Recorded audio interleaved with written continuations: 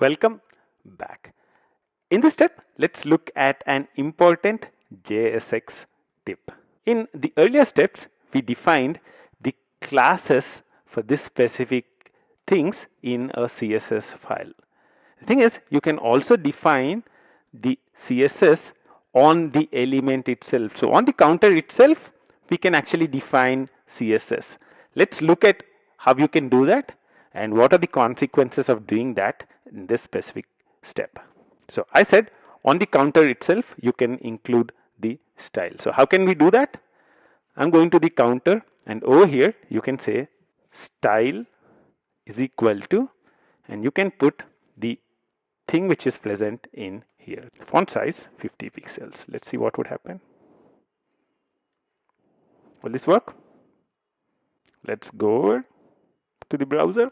Oops. It's saying style prop expects a mapping from style properties to values and not a string.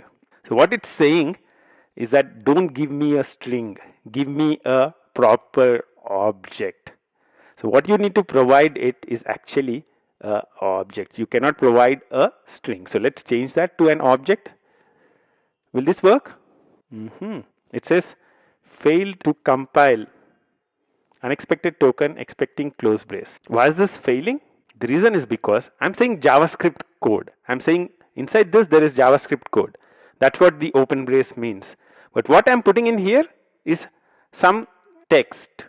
I would want to convert this into an object. How can I do that? I can include it within another set of braces. So save this now. Will this work? It says unexpected token hyphen. Inside a JavaScript object, you cannot use a hyphen. So how can I do that? I would need to say font size.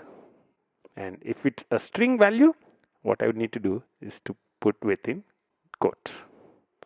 Aha! Finally, after all our trouble, we are able to define the style as font size 50 px. And now you can actually take the thing out from here and let's see if it works. Yep, you can see that now the font size still remains 50 pixel. Now you can also remove the padding from here and add it down here, right? So I can say font size 50 pixel, padding, again I would need to actually put it within double quotes. And now you would see that it remains the same. One of the other things you can do is actually define a variable for this. So I can take this thing and actually create a variable. So I can say variable, or actually we can use the let. So let is very similar to VAR in JavaScript. So earlier we were using VAR in JavaScript. One of the problems with VAR is that the scope of it is not block scoped. So if you have n number of blocks and you define a variable in the innermost block, the variable is available for the entire function, entire method. However, let is block scoped. So let helps us to create block scoped variables, and that's the reason why typically we use let instead of VAR. You can say let style is equal to this particular thing. One other thing is style is a constant, right? We are not going to really change it. In that case, you can also use another modern JavaScript feature, which is constant. So I can say constant style is equal to this, and now I can say style is equal to style. And let's see what would happen. Yep, style remains as it is. Typically, you don't really want to have style as part of your component JSX. As much as possible, you would want to actually have all the styling present in your counter.css.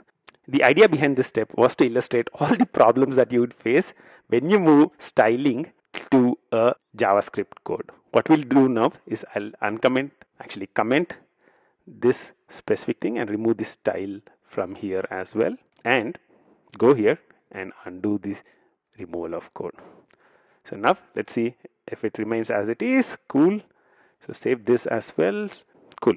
That's perfect. Now in this quick tip step, interesting, isn't it? Okay, in this quick tip step, we looked at defining style as a JavaScript variable. We defined style as a JavaScript variable, used it in the JSX, and then we went back to using CSS style. Isn't it fun? I'll see you in the next step. Until then, bye bye.